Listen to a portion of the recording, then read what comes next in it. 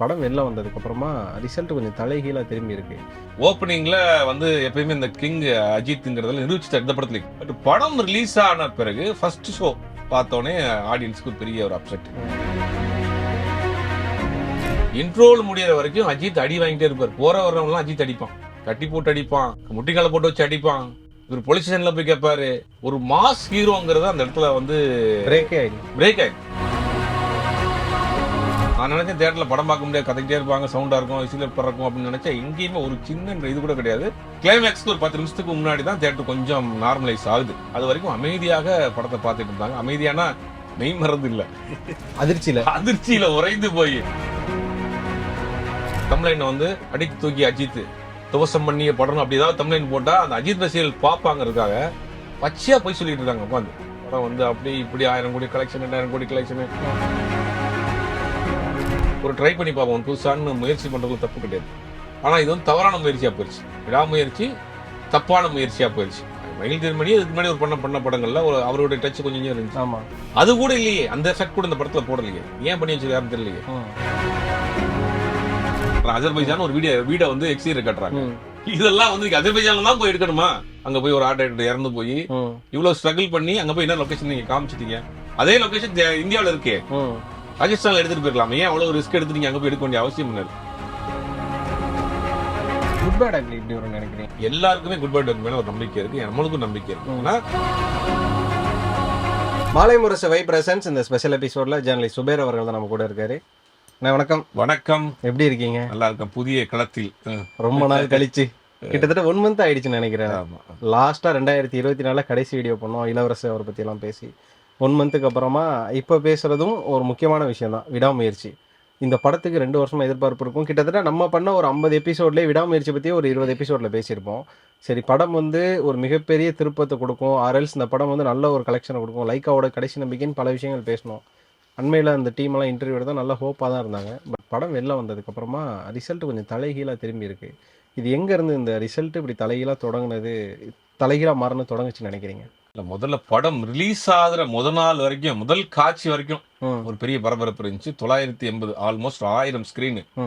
கிட்டத்தட்ட pre புக்கிங்கே all over இந்தியாவில் கிட்டத்தட்ட 40 கோடிக்கு மேலே ப்ரீ புக்கிங்கே ஆயிருந்துச்சு. ஆமாம், அப்படி இருந்த ஒரு படம். அதை பற்றி நம்மளுக்கு பெரிய எதிர்பார்ப்பு இருந்துச்சு. 1000 ஸ்கிரீன் பண்ணுறாங்க, 40,000 கோடி 40 கோடி வரைக்கும் இப்போ வரைக்கும் ப்ரீ புக்கிங் ஆயிருக்கு. ஒரு பெரிய ஒரு படத்துக்கு வந்து ஒரு ஓப்பனிங் இருந்துச்சு. அதெல்லாம் ஒரு துளி அளவு கூட மாற்றுக்கிறது கிடையாது.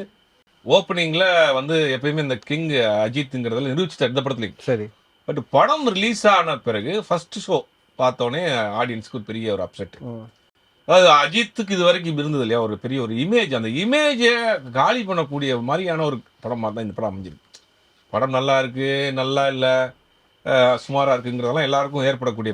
ஆனால் தனிப்பட்ட அஜித்துக்குன்னு இது வரைக்கும் ஒரு கட்டி காத்து வச்சிருப்பார்ல, ஆமாம், அந்த இமேஜெல்லாம் வந்து நொறுங்க மாதிரியான ஒரு படமாக இந்த படத்தை உருவாக்கி வச்சிருக்காங்க. படத்தில் பார்த்தீங்கன்னா ஃபர்ஸ்ட் ஷோ பார்க்குறேன். ஃபுல்லாக ஃபர்ஸ்ட் ஷோ யார் இருப்பாங்கன்னா அஜித்தினுடைய தீவிரமான கடவுளை அஜித் ரசிகர்கள் தான் ஃபுல்லாக. ஆனால் அப்படிப்பட்ட தேட்டரில் பின் ட்ராப் சைலண்ட். நான் நினைச்சேன் தியேட்டரில் படம் பார்க்க முடியாது, கதைக்கிட்டே இருப்பாங்க, சவுண்டாக இருக்கும், விசில் பறக்கும் அப்படின்னு நினைச்சேன். எங்கேயுமே ஒரு சின்ன இது கூட கிடையாது. கிளைமேக்ஸ்க்கு ஒரு 10 நிமிஷத்துக்கு முன்னாடி தான் தியேட்டர் கொஞ்சம் நார்மலைஸ் ஆகுது. அது வரைக்கும் அமைதியாக படத்தை பார்த்துட்டு இருந்தாங்க. அமைதியானா மெய் மறந்து இல்ல, அதிர்ச்சியில உறைந்து போய் பார்த்துட்டு இருந்தாங்க. ஒரு சாதாரண ஒரு புதுமுக நடிகரை வைத்து இருக்கக்கூடிய ஒரு படம், ஒரு மாஸ் ஹீரோ, இவ்வளவு பெரிய செலவு, இவ்வளவு பெரிய லொகேஷனு, இது தேவையில்லை. அஜித் ஆடியன்ஸ்க்கு என்ன எதிர்பார்ப்பாங்க? நீங்க புதுசா பண்றீங்க, ட்ரை பண்றீங்கிறதெல்லாம் வேற விஷயம். புதுசா ட்ரை பண்றீங்கிறதுக்காக ஒரு வடிவேல் பண்ணக்கூடிய ஒரு கேரக்டரை வந்து நீங்க ஒரு உச்ச நட்சத்திர நடிகரை வச்சு பண்ண முடியுமா? கண்டிப்பா கிடையாது. அப்ப ரஜினிகாந்த் இருக்கிறாருன்னா அவருக்கு நீங்க அந்த ஆடியன்ஸ் அதை பார்த்து தான் தியேட்டருக்குள்ளே வரலாம், அதுதான் எதிர்பார்த்து தான் வர்றாங்க. நீங்க அதுக்கு ஃபுல்ஃபில் பண்ணாமல் போறது இல்லை. கதையை பத்தி நிறைய பேசிட்டாங்க. ஒரு சின்ன ஒன்லைன் கதை தான். ஹஸ்பண்ட் ஒய்ஃபுக்கு சின்ன மன கருத்து வேறுபாடா இருக்கு. அவங்க டிவோர்ஸ் பண்ணலான்னு ஒரு முடிவு வர்றாரு, ஒய்ஃப் முடிவு பண்றாங்க. இப்போ லாஸ்ட்டாக நாங்கள் அம்மா வீட்டுக்கு போறப்போ நானே டிரைவ் பண்ணி வந்து ட்ராப் பண்ணிடுறேன்றாரு. அப்போ போகிறப்ப வண்டி பிரேக் டவுன் ஆயிடுச்சு. ஒரு லிஃப்ட் கேட்டு வர வண்டியில் இவங்க வந்து கடத்தப்படுறாங்க அப்படின்னு ஒரு தகவல். யார் கடத்தினாங்க, எதுக்கு கடத்தினாங்க, அவர் எப்படி காப்பாற்றினாரு, எப்படி சேர்ந்தாங்களா இல்லையாங்கிறது தான் படத்தினுடைய கதை. இந்த கதையை வந்து இப்போ பார்க்குறப்ப இது எப்படி சுமாரான கதையாக கூட இருக்கலாம். ஆனால் அந்த ஸ்க்ரீன் பிளேல படத்தை தூக்கி பண்ணிடலாம். கண்டிப்பாக. அதாவது போறாரு, ஒரு இடத்துல வண்டி பிரேக் டவுன் ஆயிருது, கடத்திட்டு போயிடுறாங்க. இவருடைய இன்டெலிஜென்ட்டை பயன்படுத்தி எப்படி ஆக்ஷன்லாம் பிளாக்லாம் பண்ணி அந்த ஒய்ஃபை காப்பாற்றுறாருன்னு கொண்டு போயிருந்தா படம் சூப்பராக இருந்திருக்கும். ஆனா என்ன பண்ணிச்சிருக்காங்க தலைகளா, இன்ட்ரோல் முடியிற வரைக்கும் அஜித் அடி வாங்கிட்டே இருப்பார். போற வர்றவங்கலாம் அஜித் அடிப்பான், கட்டி போட்டு அடிப்பான், முட்டிக்கால போட்டு வச்சு அடிப்பான். இவர் போலீஸ் ஸ்டேஷன்ல போய் கேட்பாரு. ஒரு மாஸ் ஹீரோங்கிறத அந்த இடத்துல வந்து பிரேக்கே ஆயிடுச்சு. பிரேக் ஆயிடுது. அது வந்து ஆடியன்ஸுக்கு, அஜித் ரசிகர்களுக்கு மிகப்பெரிய ஒரு ஏமாற்றம். பலரும் இதுல என்ன கொடுமை என்னன்னா, சில விஷயத்தை உண்மையா சொல்லியே ஆகணும். பலரும் வந்து படத்தை வந்து இந்த தமிழ்லைனை வந்து அடித்து தூக்கி அஜித் துவசம் பண்ணி படணும் அப்படி ஏதாவது தமிழ்லைன் போட்டா அந்த அஜித் ரசிகர்கள் பார்ப்பாங்கிறதுக்காக பச்சையா போய் சொல்லிட்டு இருக்காங்க உட்காந்து. படம் வந்து அப்படி இப்படி 1000 கோடி கலெக்ஷன், 2000 கோடி கலெக்ஷன், அந்த மாதிரி இந்த மாதிரி. அதே ஆள் 2 நாள் கழிச்சு திருப்பி பேசுவாங்க. ஆமா, யூடியூப் மற்ற இந்த மாதிரி சோசியல் மீடியா பார்க்கக்கூடிய ஆட்கள்லாம் இன்னைக்கு படத்தை ஆகவோன்னு பேசுறவங்க 2 நாள் கழிச்சு பார்த்தீங்கன்னா ரியல் லைஃபுக்கு வந்துடுவாங்க. இப்போ அவங்களுக்கே வந்து ஒரு ரியாலிட்டி போயிருதுல. எதுக்கு இந்த ஒரு நல்லா இருந்தால் நல்லா இருக்குன்னு சொல்லலாம், நல்லா இருக்கும் நல்லான்னு சொல்லலாம். எல்லாருக்குமே அஜித்தை பிடிக்கும். அஜித் தமிழ்நாட்டுக்கு மட்டும் கிடையாது, இந்தியாவுக்கு இன்னைக்கு ஒரு பெரிய ஒரு பெருமையான ஒரு பிரச்சனை மாறி இருக்கிறாரு. அஜித்தினுடைய இமேஜ் நாளுக்கு நாள் கூட்டிகிட்டு போகுது. சினிமா ரசிகர்கள் மட்டும் இல்லை, காமனாக இருக்கக்கூடிய ஆட்கள் மேலேயும் அஜித் மேல ஒரு மிகப்பெரிய மரியாதை ஏற்பட்டிருக்கு. அந்த நேரத்தில் அந்த மரியாதை கெடுக்கிற மாதிரியான படமாக தான் நான் பார்க்குறேன். இந்த படத்தை எப்படி ஒரு கமிட் பண்ணாரு, எதுக்கு ஒத்துக்கிட்டாரு. ஒரு புதுசாக ஒரு ஆர்டிஸ்ட்டுக்கு எப்பயுமே ஒரு மாஸ் ஹீரோவாக பண்ணிட்டோம், ஒரு ட்ரை பண்ணி பார்ப்போம் புதுசான்னு முயற்சி பண்ணுறதுல தப்பு கிடையாது. ஆனால் இது வந்து தவறான முயற்சியாக போயிடுச்சு. விடாமுயற்சி தப்பான முயற்சியாக போயிடுச்சு. மீன் முயற்சி நிறைய பேர் சொல்கிறாங்க. நான் என்னை பொறுத்த வரைக்கும் மீன் முயற்சி கிடையாது, தப்பான முயற்சி. இப்போ இந்த படம் வந்ததுக்கு அப்புறமா, இந்த படம் வர்றதுக்கு முன்னாடியே மகிழ் திருமேனி அவர் ஒரு இடத்துல ஒன்று சொல்லுவார், இது வந்து என்னோட கதை கிடையாது, இது அஜித் சாரோட விருப்பம் அப்படின்னு. ஆனால் அவர் சொன்ன டோன் வேற, வெளியில் கன்வே ஆன டோனும் விதமும் வேறு அப்படிங்கிற ஒரு விஷயம் இருக்குது. ஆனால் படம் பார்த்ததுக்கு அப்புறமாவே இது மகிழோட படமாக உங்களுக்கு ஃபீல் ஆச்சா? இது யார் படமாவே ஃபீல் ஆகல, எந்த ஃபீலிங்குமே இல்லையே. மகிழ் திருமணி இதுக்கு முன்னாடி ஒரு பண்ண படங்கள்ல ஒரு அவருடைய டச் கொஞ்சம் இருந்துச்சு. ஆமாம், அது கூட இல்லையே, அந்த எஃபெக்ட் கூட இந்த படத்தில் போடலையே. ஏன் பண்ணி வச்சிருக்காருன்னு தெரியலையே. அவர் தெளிவாக என்ன சொன்னார் இன்டர்வியூலாம், இந்த படத்தை வந்து ரெஃபர் பண்ணதே அஜித் தான், அதனால அவர் தான் முழு பொறுப்பு, என்னை யாரும் கேட்காதீங்கிறது கையை தூக்கிட்டார் முன்னாடி படம். ஆனா ஒரு டைரக்டர்கிட்ட ஒரு ஹீரோ கூப்பிட்டு இந்த மாதிரி ஒரு சப்ஜெக்ட் இருக்கு, நீங்க இதை பண்ணுங்க, பிரேக் டவுன் படம் பார்த்தா நல்லா இருக்கு பண்ணுங்க. அதுல எமோஷனல் இருக்கும். 1.5 மணி நேரம் அந்த படம் ஒரிஜினல் படம். அதுல ஒரு எமோஷனல் இருக்கும், ஒரு சேசிங் இருக்கும். இந்த படத்துல அந்த படத்துல என்னன்னா ஷூட் பண்ண வருவான், இது வந்து ஒரு பெரிய படத்துல போய் ஒழிஞ்சுக்கிறாரு. ஆனா ஒரிஜினல் வெர்ஷன் என்னன்னா அந்த காரோட ஒரு பெரிய ஒரு லேக் ஏரி மாதிரி போயிட்டு இருக்கும், அதுல போய் விழுந்துவாரு. அதுல இருந்து தப்பிச்சு வர ஆக்ஷன் சீக்வன்ஸும் நல்லா இருக்கும். இவங்க ஏன் அதெல்லாம் தூக்கணும், அதெல்லாம் நல்ல சீன், அதெல்லாம் ஏன் தூக்குனாங்கன்னு தெரியல. ஒரிஜினல் வெர்ஷன்ல விவேகம் மாதிரி ஆயிடும். விவேகம் மாதிரினா வேற மாதிரி கூட காமிச்சிருக்கலாம். ஒரு ஆக்ஷன் பிளாக்கே படத்துல இல்லையே, ஒரு ஆக்ஷன் ஹீரோ வச்சுட்டு ஆக்ஷன் பிளாக் படமே இல்லை. ஒரிஜினல் வெர்ஷன்ல ஆக்ஷன் பிளாக் இருக்கே, இவங்க அதுலயும் பண்ணல, அதையும் விட்டுருக்காங்க. இப்போ சென்டிமெண்டா கனெக்ட் ஆயிருக்குன்னா சென்டிமெண்டா விட்டுருக்காங்க. ரொம்ப ஒரு ட்ரையான ஒரு விஷயத்தை பண்ணிருக்காங்க. நீங்க ஒரு ரஜித்துங்க ஒரு நடிகர் உங்களை கூப்பிட்டு ஒரு கதை சொல்லி இந்த படத்தை பண்ணுங்கன்னா, நீங்க ஸ்கிரீன் பிளேல அவருக்கு என்னென்ன தேவைங்கிறத ஃபுல் பண்ணி இதே படத்துல பண்ணிருக்கலாமே, அதை ஏன் விட்டுட்டாருன்னு தெரியலையே. இப்போ அஜித்துக்குமே ஒரு அக்மார்க்குன்னு சொல்லலாம், அவரோட பஞ்ச் அப்படிங்கிற ஒரு விஷயம், இந்த கார் ஓட்டுறது, பைக் ஓட்டுறது, ஒரு சில விஷயம் அதெல்லாம் வந்து இந்த படத்துல சுத்தமாவே கிடையாது. அஜித்தோட மார்க்கே கிடையாது இந்த படத்துல. இல்ல கண்டிப்பா அதெல்லாம் வச்சிருக்கிறதுக்கு உண்டான ஸ்பேஸ் இருக்கு. அவர் கார்ல போறாங்க, சேஸ் பண்ணி இவர் போறாரு, கடைசியில கார் சேசிங்ல ஒரு ஃபைட்டர் இருக்கிற மாதிரிலாம் வச்சிருக்கலாம், சூப்பரா இருந்திருக்கும். எல்லா ஸ்பேஸுமே இருக்கு, இடமும் இருக்கு அந்த இடத்துல, எல்லா ஸ்பேஸும் இருக்கு, கதைக்கு உண்டான ஸ்பேஸ் இருக்கு, லொகேஷன் ஸ்பேஸும் இருக்கு, பட்ஜெட்டும் இருக்கு. நீங்க ஏன் எடுக்க விட்டீங்கன்னு தெரியல. அதெல்லாம் பண்ணிருக்கலாமே, கதையை மீறி போயிருக்காது. அந்த காட்சியெல்லாம் கதை ட்ரக்ல கடத்திட்டு போறாங்க, ஒரு ஸ்டேஜுக்கு மேல தெரியுது, இவர் சேஸ் பண்ணி போறான்ற காட்சியெல்லாம் வச்சு எப்படி இருக்கும்? அஜித் கார் ஓட்டிட்டு சேஸ் பண்ணி போறான்ற ஸ்கிரீன்ல பாக்குற எவ்வளவு அட்ராக்ஷன், எவ்வளவு இதா இருந்திருக்கும். சேஸ் பண்றதானே போவார், சேஸ் பண்ணிட்டு போய் தானே அர்ஜுன் அப்படியே டைவர்ட் பண்ணி நிப்பாட்டுவாரு. அது சேஸ் பண்றதா, கெஞ்சியில போறாரு அது. இது எனக்கு இந்த இடத்துல ஒரு சந்தேகம் இருக்கு. என்ன அப்படின்னா, நம்ம கோட் படம் பார்த்தோம். கோட் படம் அதுக்கு முன்னாடி முதல்ல லியோ எடுத்து போனேன். லியோவே ஹிஸ்ட்ரி ஆஃப் வைலன்ஸோட படத்தோட தழுவலுங்கிறது தெரியும். அது வந்து லோகேஷே வந்து கிரெடிட்ஸ் கொடுத்துட்டாரு ஃபர்ஸ்ட் படம் ஸ்டார்ட் ஆகும்போதே. இந்த படத்துக்கான இதை கொடுத்தா ரொம்ப நன்றின்னு சொல்லி ஹிஸ்ட்ரி ஆஃப் வைலன்ஸ் டீமுக்கு ஒரு தேங்க்ஸ் கார்டு கொடுத்தாரு.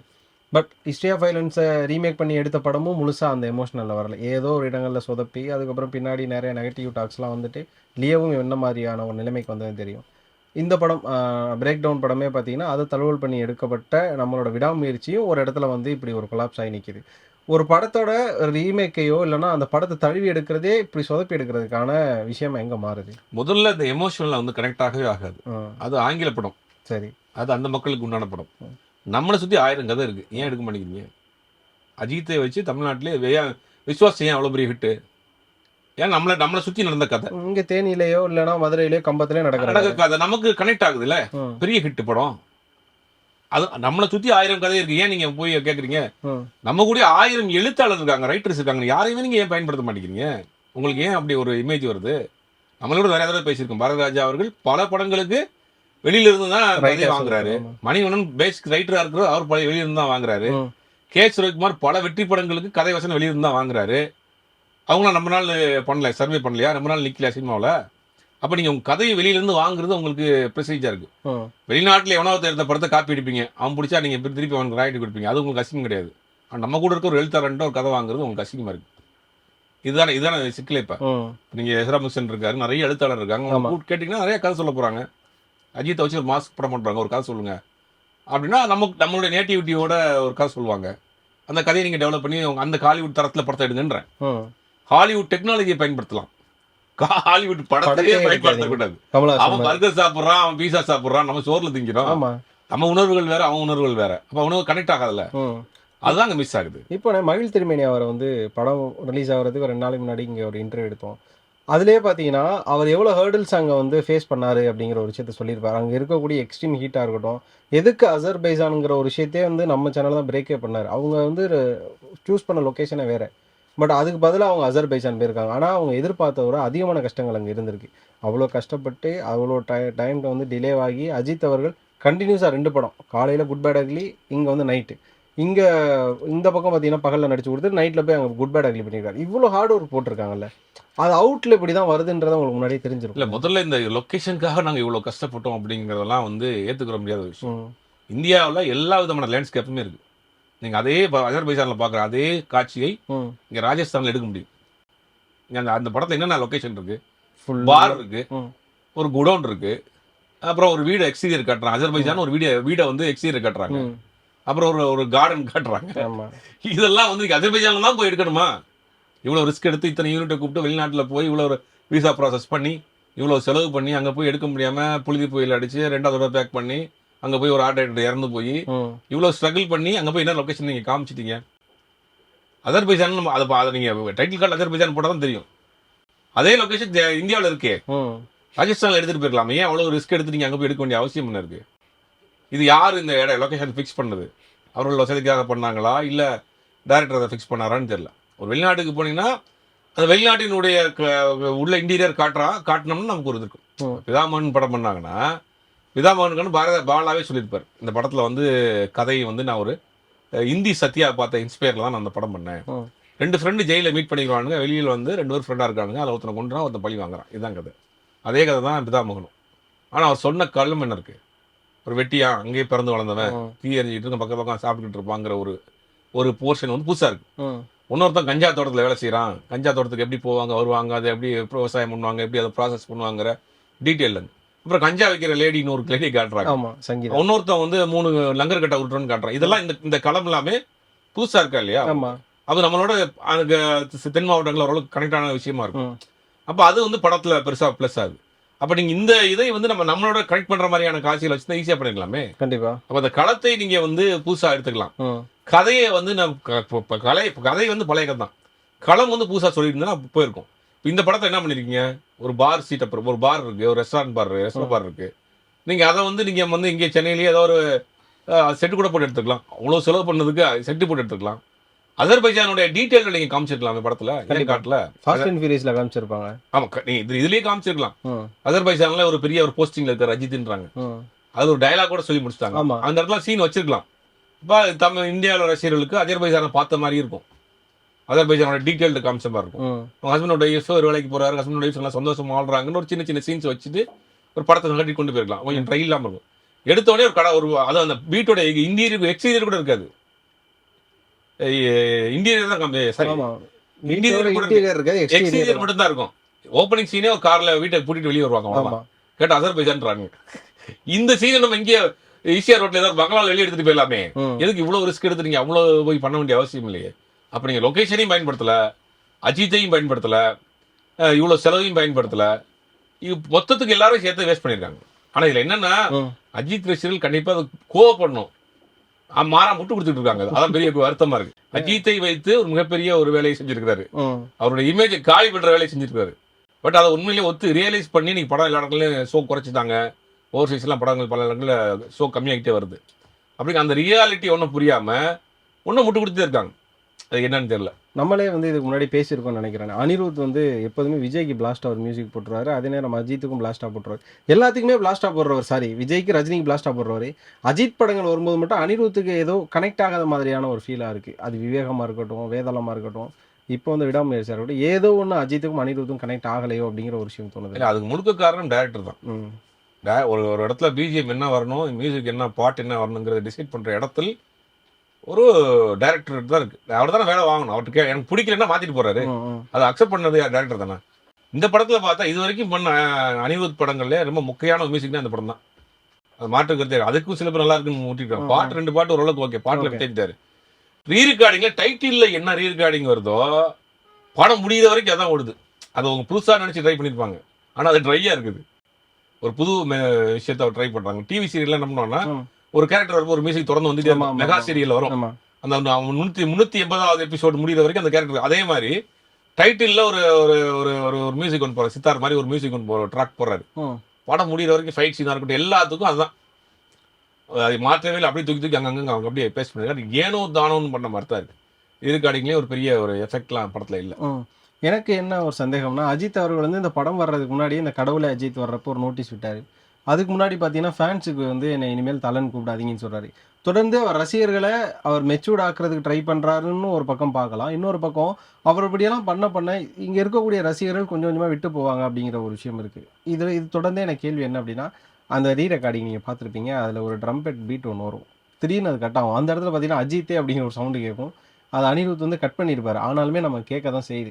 அப்ப இந்த இடத்துல கூட அது ஃபர்ஸ்ட்டே போட்ட ரீ ரெக்கார்டிங் தான். ஃபர்ஸ்ட்டே கிரியேட் பண்ண ஒரு பிஜிஎம் தான். அஜித் இப்படிப்பட்ட ஒரு முடிவு எடுத்ததுக்கு அப்புறமா தான் அத கட் கட் செஞ்சிருக்காங்க.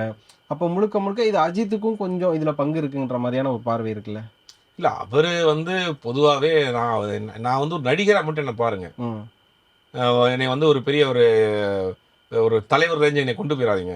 நான் ஒரு ஆர்டிஸ்ட், நீங்க ஒரு ரசிகர் அவ்வளவுதான். 2 பேருக்குள்ள ஒரு நல்லா இருந்ததுன்னா படத்தை பாருங்க, என்ஜாய் பண்ணுங்க. மத்தபடி உங்க லைஃப்ப பாருங்கன்னு தான் சொல்றாரு. ம். அப்ப இந்த மாதிரியான பில்டப் சீன்ஸ் வைக்கிறப்ப அவருக்கு தேவையில்லாம அந்த ரசிகர்கள் இன்னும் கொஞ்சம் இதாவாங்க. அது வேணான்னு இருக்காரு. இப்ப இதுல வந்து அஜித்தோட இன்டர்ஃபியர் எங்க இருக்க போகுது?